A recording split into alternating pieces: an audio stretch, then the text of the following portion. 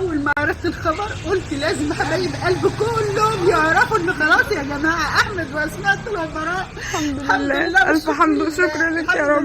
والله لحد دلوقتي مش مصدقين، اقسم بالله. الحمد لله الحمد لله على كل حاجه. الحمد لله انا براءه كلنا بفضل دعواتكم. الحمد لله.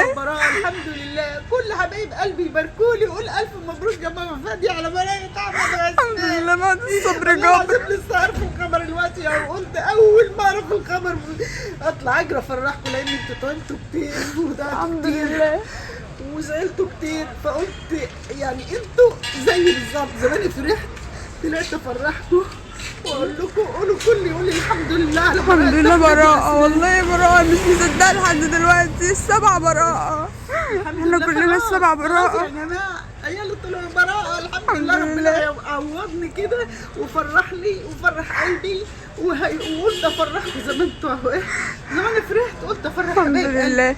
مش مصدقين والله العظيم ما احنا مصدقين. كل الكومنتات تبارك وتبارك وتقول الف مبروك. احنا بجد مش مصدقين لحد دلوقتي. مجرد ما عرفت وحبيت قلت افرح. مجرد ما عرفت الخبر وفرحت بيه قلت افرح حبايب قلبي اللي استحملونا، اللي الحمد لله والله الحمد لله، اللي اتمنوا لنا الخير. ربنا يا رب يجعل الخير كده بيننا وبين بعض يا رب كده، وما نشوفش اي حاجه وحشه ابدا.